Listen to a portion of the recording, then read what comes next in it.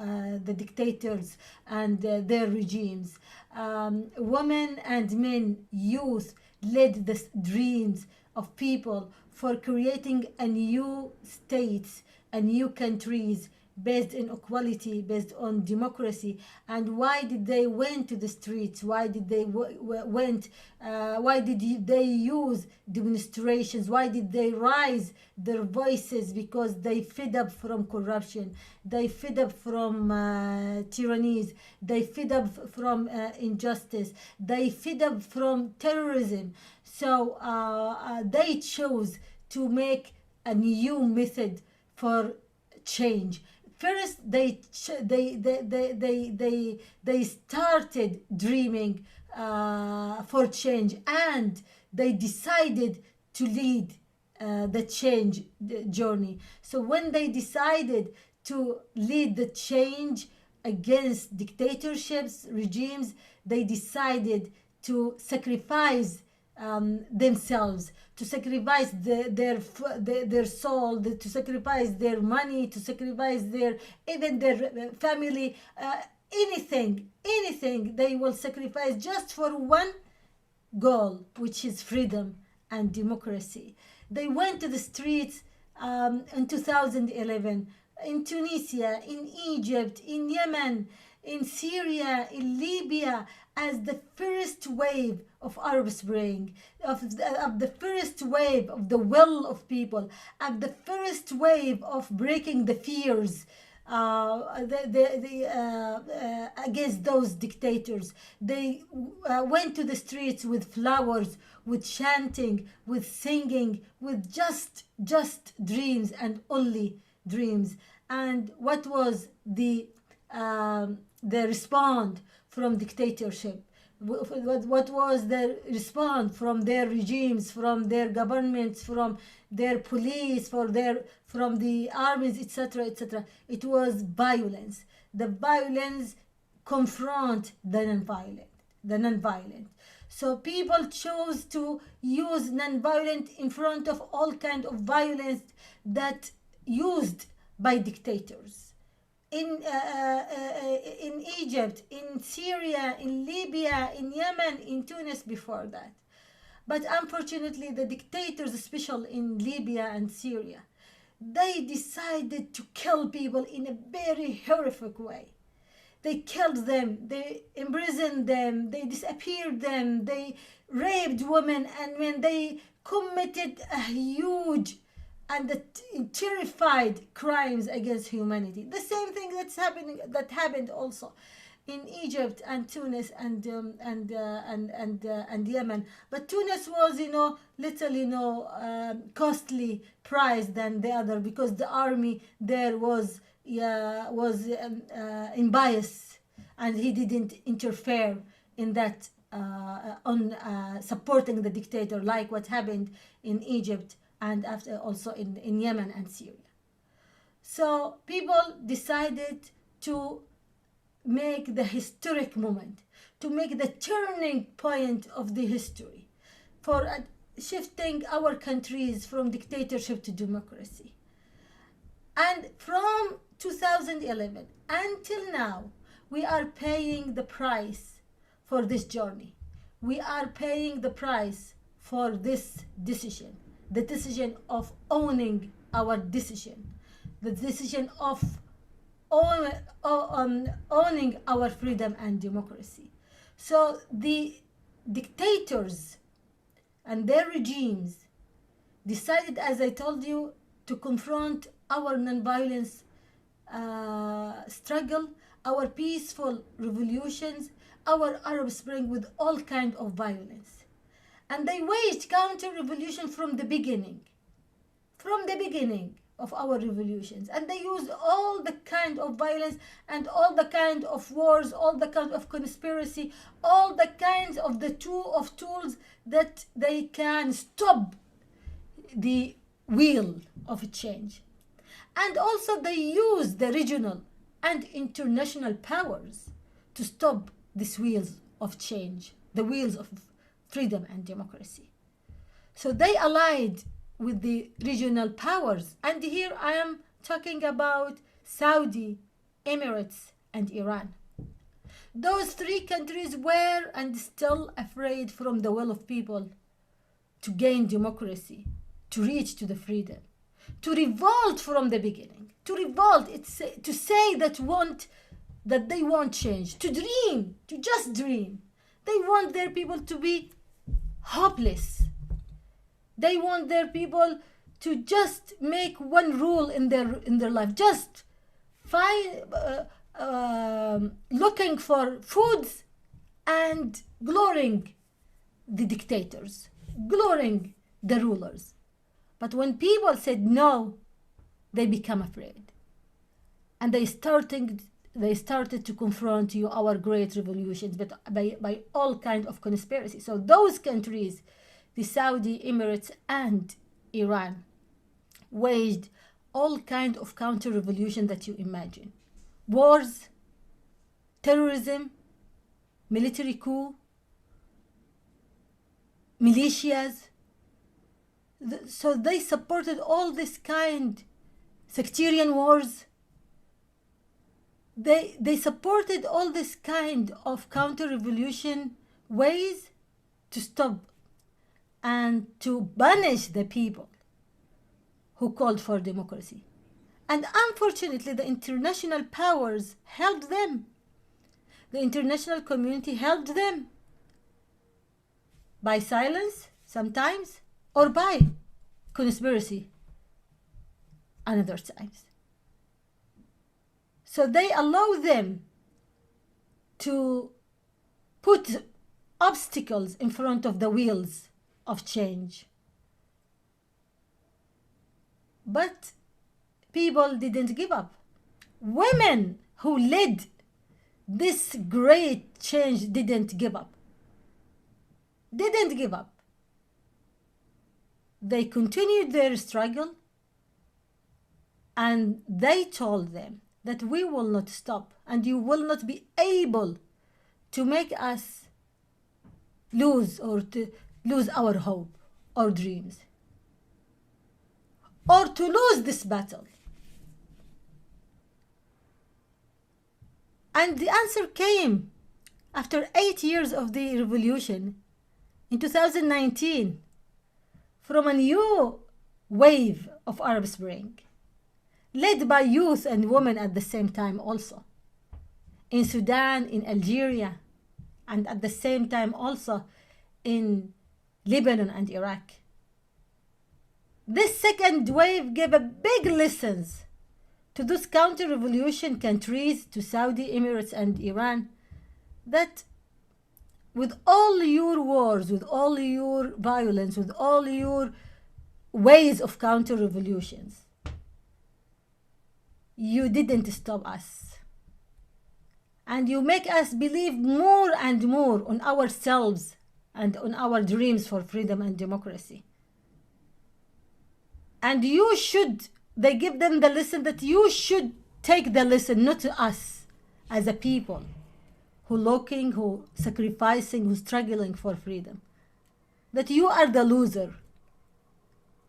How long as long as there is a dictator in the region, you will find the people who determines to free their countries. And we are the people. As long as the dictator is there, exists in our region, it will be a revolution against them.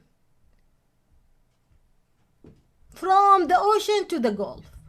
And the same lesson sent to the international community that conspired against our Arab Spring, as I told you, directly or indirectly, by silence or by direct conspiracy on supporting, for example, the military coup in Egypt, or supporting the war waged by Saudi and Emirates in Yemen, or supporting militia of al-Houthi on waging their coup in Yemen, or being silenced in front of all the war crimes that committed by Bashar al-Assad in Syria. or war crimes that committed by Haftar in Libya, etc., etc. So the international community committed a big mistake when they betrayed the values, especially I'm talking here about Western countries, the values that they are claimed that they are committed to, which is freedom, democracy, equality, human rights, etc., etc. So when the truth moment came, they sit back. So with the international community, when they committed these big mistakes in their policy, when they let down their values of freedom, justice, democracy, and the will of people for freedom, democracy, and values, the global security started to collapse. And you saw and still see what is happening in the world now. After this big betrayal with the dictators, when the millions of refugees fled from Syria to other countries, when they escaped from the fire, from the bombs, from the bullets, from the violence of Bashar al-Assad from one hand, and from ISIS and terrorist group from other hands. And the same thing in Yemen, the same thing in Egypt, in Libya, etc., etc. When the tourism itself increased as a result of attacking the peaceful method, attacking the most important solution to address the terrorism as a phenomenon, which is the peaceful struggle.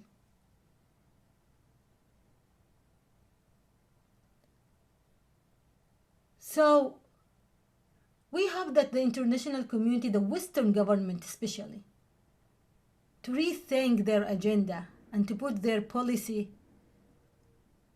in the same way, in the same line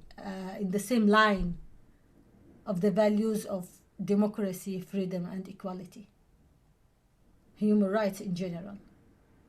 If they want to win the battle of making the world stable, protecting the global peace.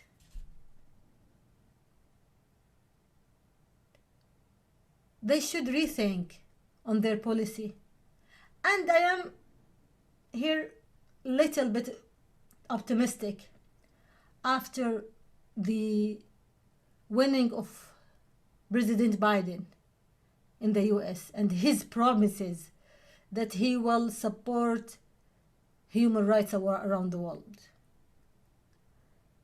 and he will support the democracy around the world, and he will be against tyrannies around the world, especially in the region, and he will do all his efforts to stop Yemen wars and to stop the support of Saudi regime on this ugly war. So this is a very good step, because if America committed, if America fulfill, if Biden administration fulfill their promises on this regard, that means they will make a big change in our region, and also that will make a big change in America itself, because America deserves to be a real free country, to be led by free people who fulfill their promises of freedom and democracy, and to fulfill the promises and the values that have been established by the founder of USA. So it's very important for US, and it's very important for Britain, and it's very important for national security of US itself. America will be strong when America be with freedom and democracy. And if America away from freedom and democracy, that make other tyrannies around the world stronger than it. And that is exactly what happened last years with Russia and China. They become stronger than America because of the bad policy of the American administration when they decided to ally with dictators, and when they decided to ignore the will of people for democracy and freedom. Finally, I want to tell you that we are the people who decided to create change in our region, and who decided to lead this change.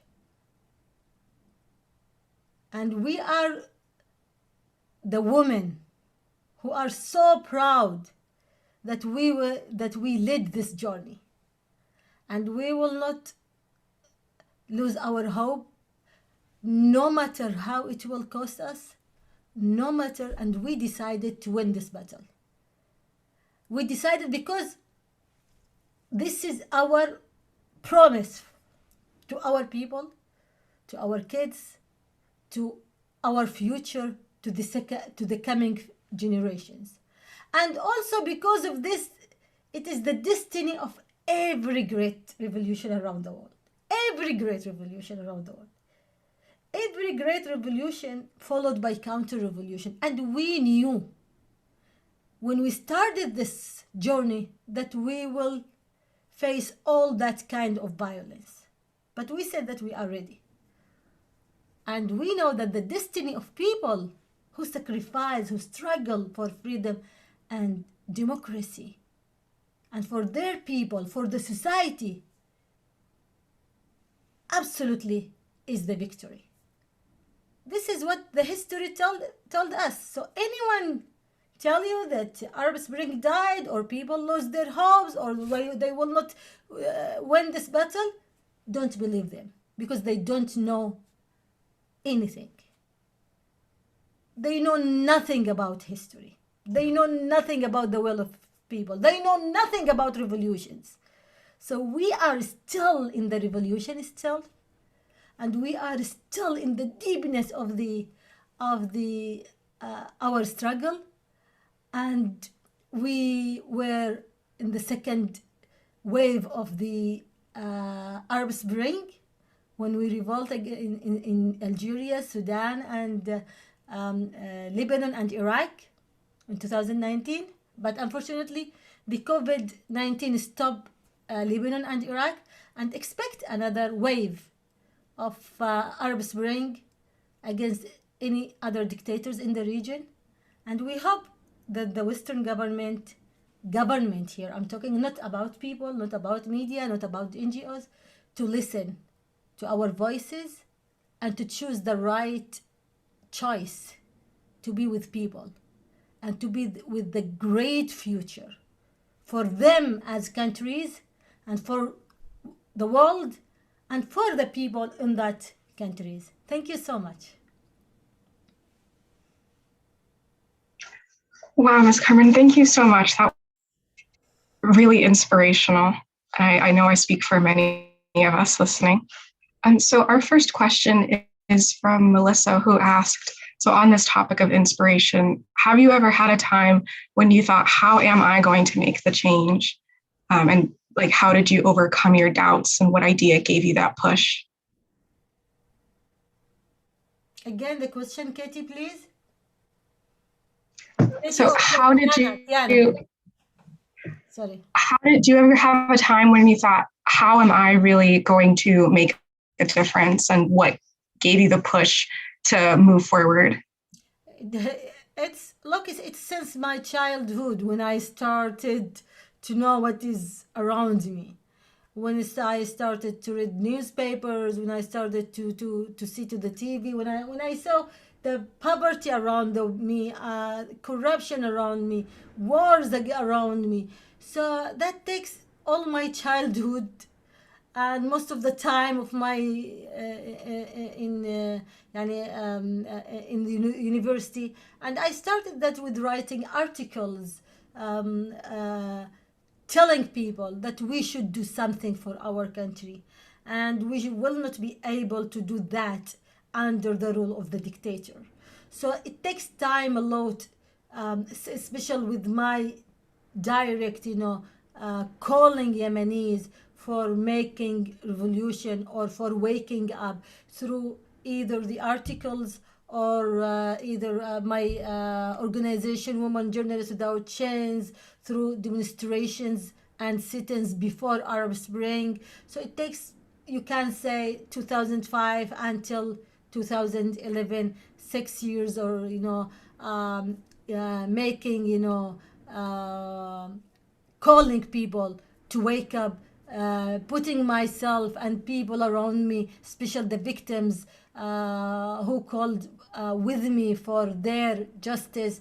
We made a lot of demonstrations and sit-ins before Arab Spring, but that was like preparation for the revolution. And then the Arab Spring came, that helped us on making our voices stronger and reachable to every people inside Yemen and also a lot of people around the world. Thank you. Yeah. So next we have a question from Caitlin. She asks, in what ways did Yemeni women's roles in society influence or contribute to their leadership? And especially, were there specific resistance tactics more likely to be employed by women? Look, women, you can say, well, there is if you talk about women participation in Yemen, you have to talk about many periods of Yemen. But let's make it three important periods. First, before the revolution. Second, inside the revolution and transitional period. And third, which is the after the war waged by Saudi, Emirates, and Iran.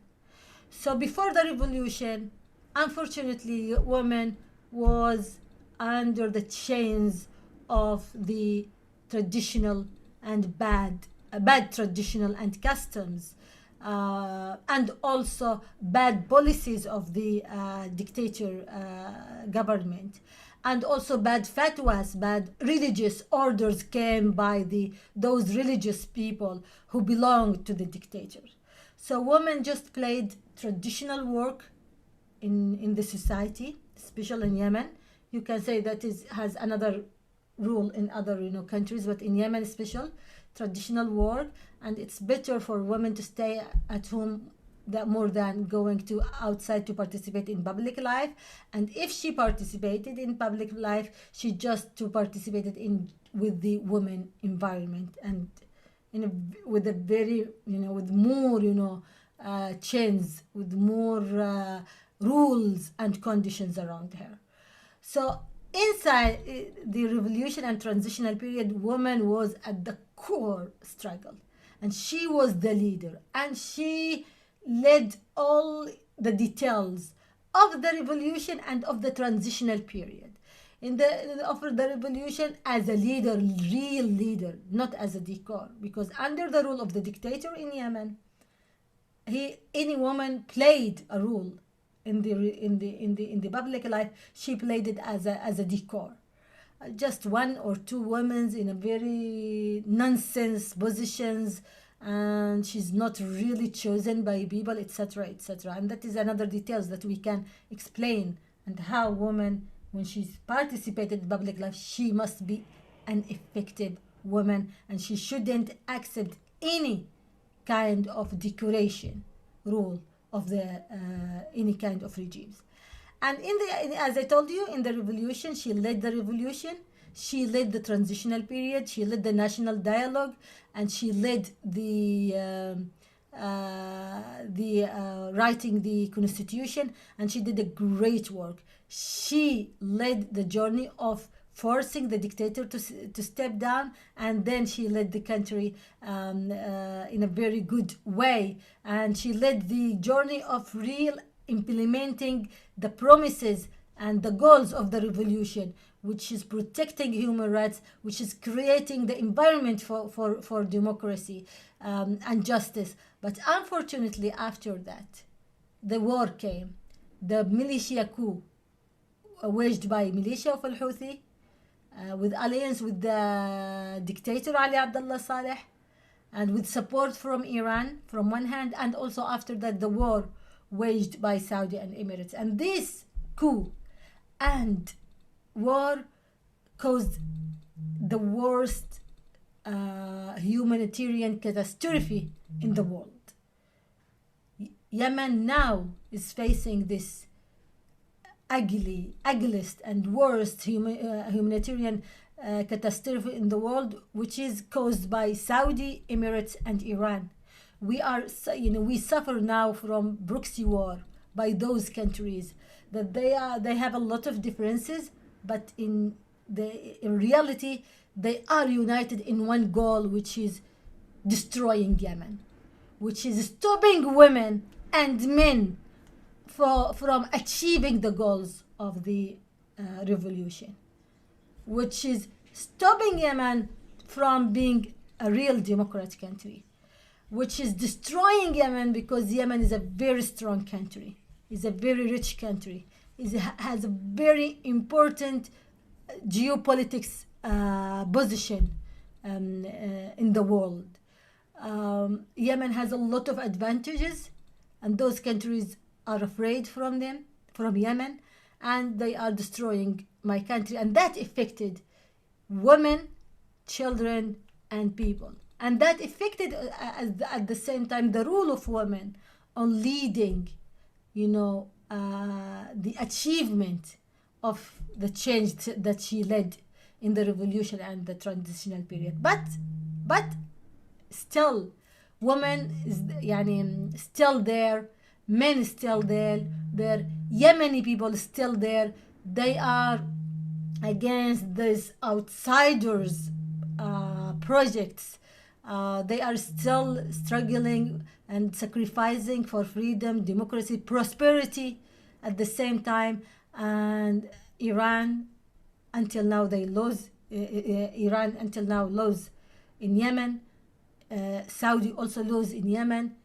Emirates also lose in Yemen. They think that they are winning while they destroying Yemen, but Yemenis people are winning their battle every time. So 10 years of destroying Yemenis, but still Yemenis, women and men still in the battle, against them, and they will continue their struggle until achieving, their freedom and democracy.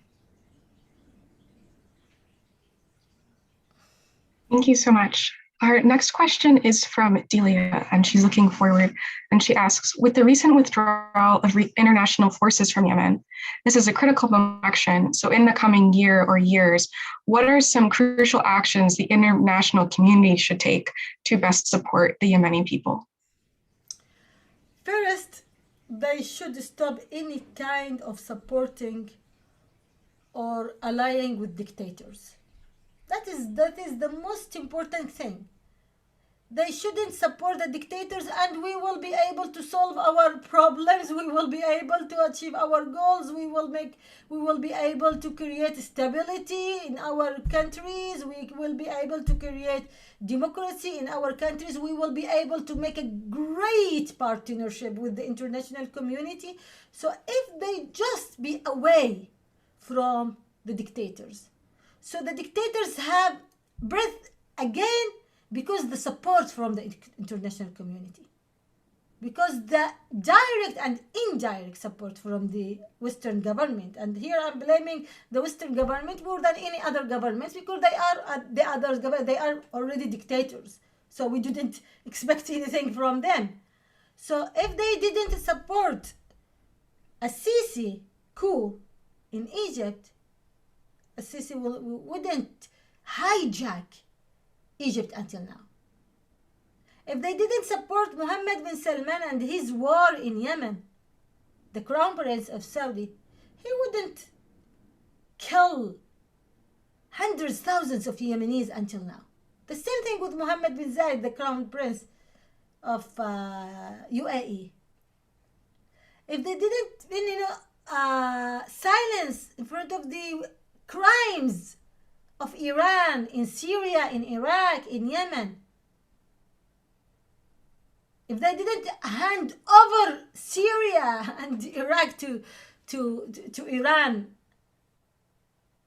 Iran wouldn't, do all its crimes in Yemen. So they should make a decision to be with people. This is the first thing and the last thing.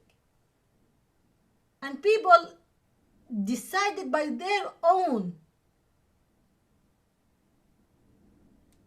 to make freedom, to create freedom, and to sacrifice for it. So all kind of support will become from the people themselves. Just those countries shouldn't make any alliance with those dictators and should freeze their assets when they started, those dictators, to kill their people. They should be committed to the international law that been created, that helped to create, the United Nations and Security Council. They have a lot of methods to support people, a lot of things on stopping those dictators, on killing people and continue killing people. But as I told you, the first thing is to don't recognize them, to don't deal with them totally, and they will see then how the people will make it fast, on winning, democracy and making the country stable again.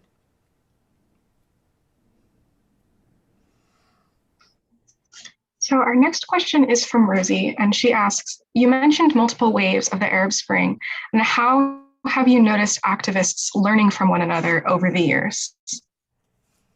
It's a lot of lessons learned by activists inside those countries in the first wave of the Arab Spring and the second wave. And the most important lesson that activists learned, especially in the second wave, it's the mistakes that been committed by the activists in the first wave of Arab Spring. And one of the most important mistakes was that the activists themselves were not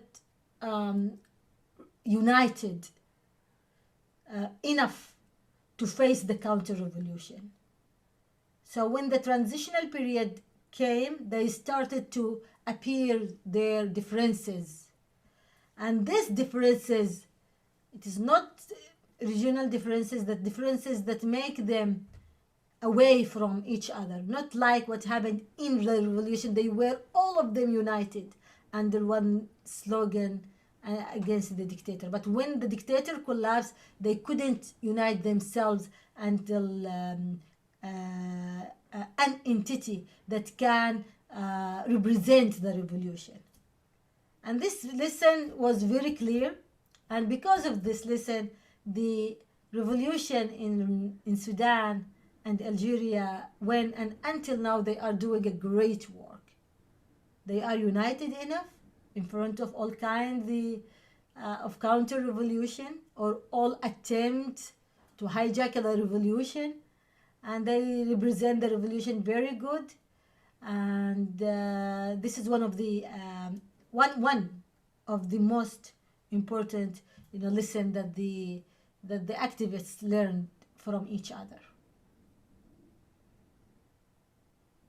Thank you. Yeah. Our next question is from Bridget. She wants to know, when world leaders or even local leaders claim that stability is more important than supporting civil resistance movements, what is your advice for having successful conversations to change their minds? Look, I think any kind of stability under dictatorship, it is fake stability. Any kind of what called peace until any kind of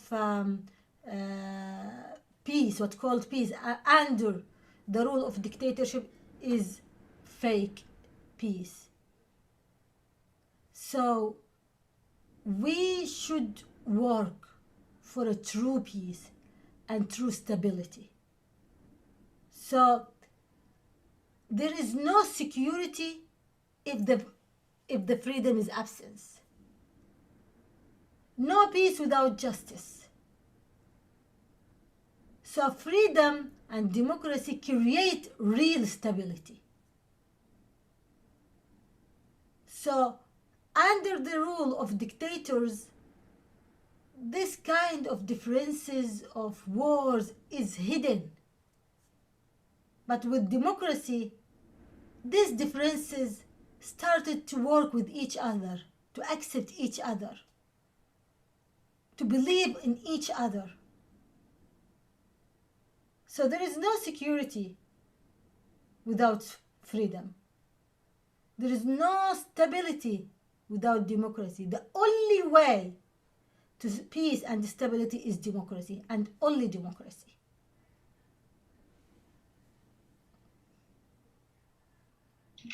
So there have been several questions in the chat asking about, or centering on the question of like bravery and personal strength, especially how you develop that and retain it in yourself. And especially Neha has asked, when did you know it was time to be brave? So how did you know that moment in yourself and keep moving forward even in moments of great adversity? As I told you, since I was kid, I, always thinking how to do, what to do, how to be involved on creating a change and to make the environment around me and also the society itself to be better. Always I'm asking myself, what can I do? Not what can others do. So what can I do? What should the initiative that I should, create and, present to the people around me? So that was always my question when I was kid. Even when with my father, who taught me a lot to raise my voice against injustice, to don't afraid from anything around me when I decided to defend on human rights. He was a very brave man, a very brave man. He was a very outspoken man, and I learned a lot from him. But the first thing that I used for making these initiatives, implementing my calls for people to start, a real journey against all this chaos around us was through my articles. So as a woman, belong to what's called a conservative society, unfortunately. While it is not like that, it is a great society that respects women, and we belong to the country ruled by great women rulers, which is the Queen of Sheba, Bilqis, and Queen Arwa, and we have many queens, by the way, in our history, and we are, as Yemenis, was and still proud of them. So the conservative method, something came from outside to Yemen, from Saudi, from Wahhabism, it is not something from inside Yemenis, because when I appear to Yemenis, yes, it took a lot of time for me to convince them that I, as a woman, could work with them for achieving a new state, a new country, a new dreams, free from poverty, free from corruption, free from dictators, etc., etc. So it takes a lot of time, but at the end, they been convinced. They started to remember the history of Yemen with women, and they saw it by evidence when I am in the first line, sacrificing my life for them. So when I started this journey, I started with my articles. The first thing, as a woman, when I didn't wrote an article just for social subjects, or about foods, or about makeup, or etc., which is good. But I decided as a woman to start from the head of corruption and to start to attack him, because I charge him the responsibility of all the crises. So that was very strange, very strange. And women criticize the dictator and write a lot of articles against him, and been threatened by, been in prison, etc., etc. And also not just writing, also leading demonstrations and sit-in, calling people by microphone to wake up, and receiving many kinds of violence, hate, sexual harassment, etc., etc., etc. And Yemeni people was so proud of me and believe me a lot. After every attack, they believe that I am in the right side, and the people become more and more with me. And after that, as I told you, the revolution came.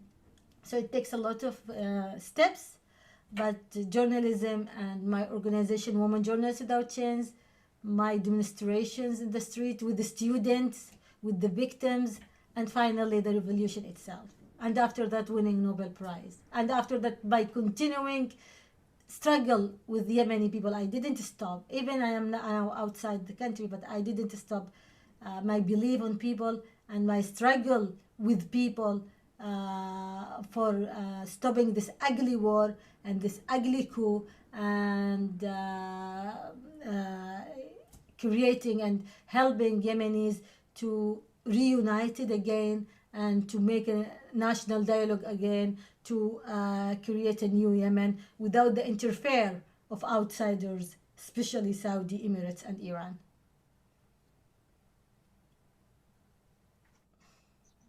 Thank you. So I have actually a follow-up question.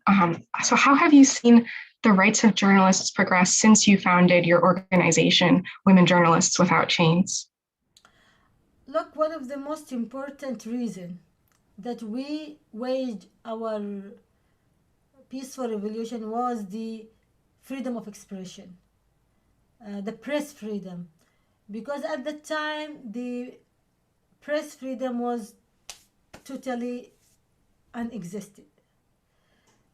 The only thing that Yemeni people can publish was only newspapers, just newspapers, and not anyone can publish newspapers. The only one who is so close to the dictator and his government and his party, so close to him. So even the license given to his close friends and his close, people. So no TVs, no radios, and other, any journalists write any articles criticizing even something very simple. They prison him, killed him, attacking him. The websites been closed, etc., etc.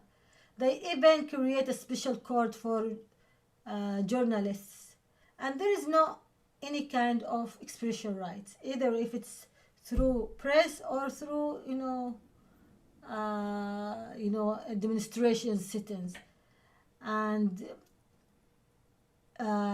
parties, NGOs, unfortunately also they are exists, but unfortunately they play decor rule, even indirectly. Just because the dictator Ali Saleh want to say that I have parties, I have political parties, they are oppositions, I have press freedom, I have NGOs, so we are a democratic country, and all of that was fake democracy and not real democracy. So with all that environment, I decided to say the truth and to tell those people to say the truth at the same time. So parties, the opposition parties shouldn't be part of this game. And if they want to be a real parties, the first thing they should have their own rights to own media. So owning media outlets is the right for people, for organizations, for parties. This is the basic right, and that wasn't there. That wasn't a right for those, even individuals or parties or NGOs. So when we started our peaceful struggle through demonstrations without taking permissions from the government, that was in 2007, the first thing that we raised was freedom of expression is the first and also the last. So when we adopted any kind of small issues, human rights issues for people, in our Freedom Square, we create Freedom Square in front of the cabinet. So, for example, displaced people from their village called Al Jaashin. It was a very famous human rights issue in Yemen. So those people displaced from their country by their sheikh, by their leaders. So we support them to return to their country, to their village, and we made a lot of demonstrations for them. So in one hand was rising the flag of their issue, and other hand was rising the flag of freedom of expression. So all this before the revolution, but after the revolution, we gave this rights to journalists. So it was like an explosion. Yeah, a lot of newspapers appear, a lot of TV channels appear, hundreds, thousands of demonstrations and sit-ins, thousands of NGOs. The parties started to believe in themselves as a real political parties. So we guaranteed the press freedom after the revolution. Before the revolution, there wasn't. After the revolution, we guaranteed the press freedom. But now, after the war and the military coup of the militia coup, now there is no press freedom in Yemen. There is no expression rights in general. All the newspapers is closed. Most of the journalists, either they are in the prison, or they are in exile, or they have been followed by all of them, by Saudi, Emirates, and Houthis. So they don't want press freedom. They don't want expression rights. But also people are there. They didn't give up.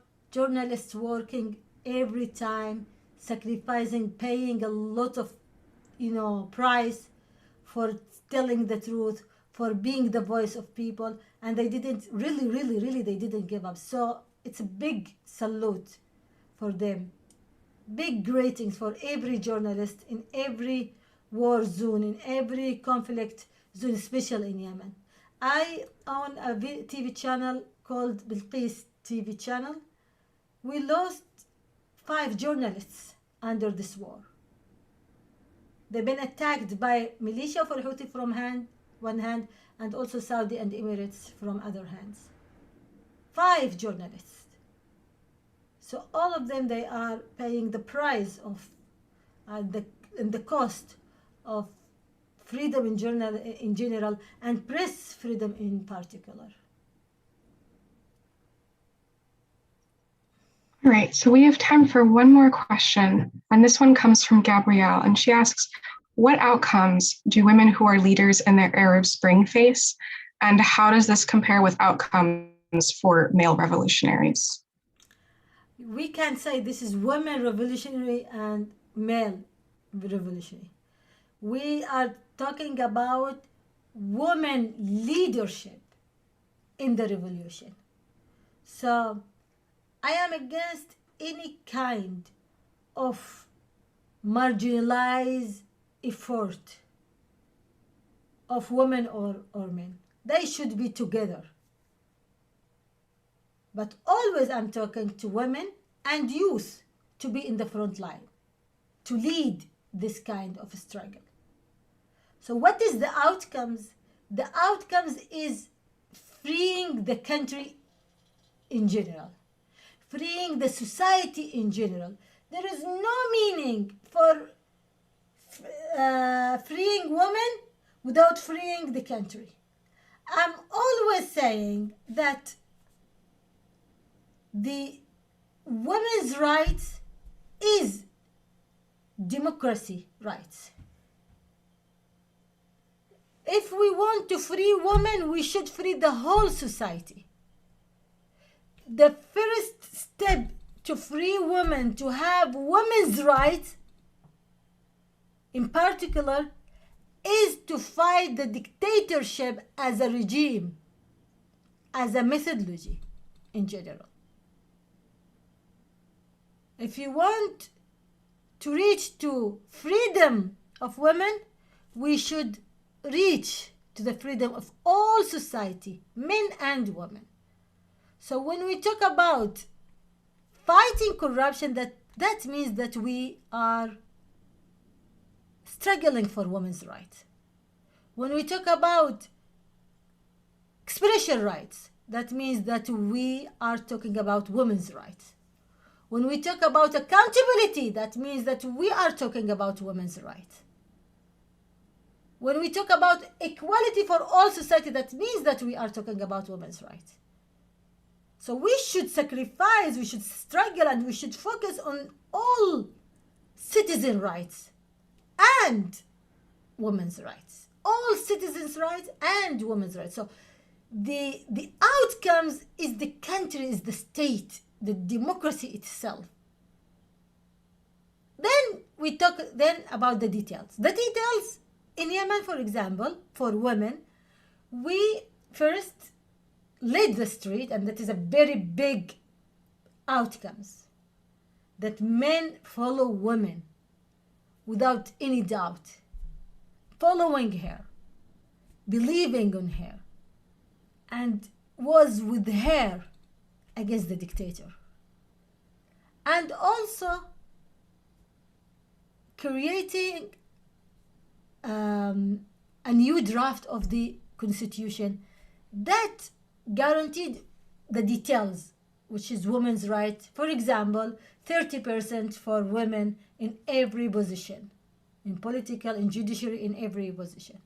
At least that was in our draft of constitution that we wrote it before the Houthi militia coup. Preventing the early marriage. How can I say it? Determining or the age of childhood. So all the details of the of the demands of women's movement for women's rights, we wrote it in the constitution. And we were just few steps to put this constitution in the referendum, but unfortunately, Saudi and Iran and Emirates interfere.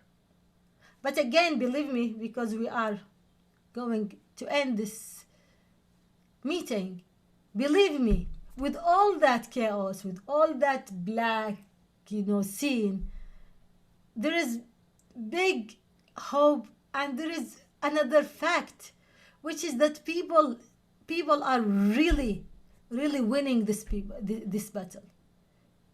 With all this deterioration, women become stronger. Yes, she's weak in many fields.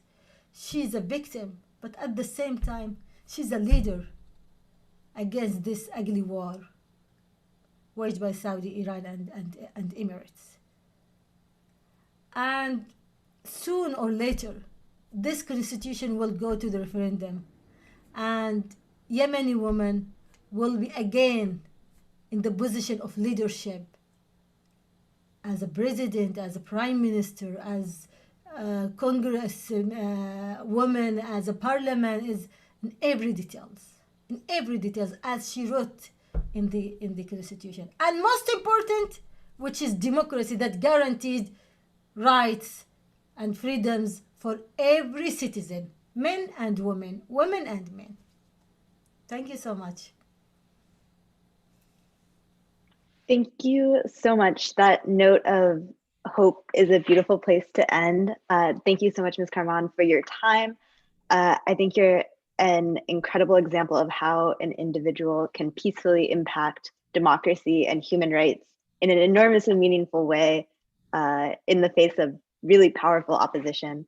Thank you. Thank you for everything that you've worked for in Yemen and worldwide. I know that as Fletcher students, will look up to your example and attempt to honor the work that you've begun. So thank you for your time. Thank you so much. Bye. Hope to see you again. Bye. مع السلامة. Bye.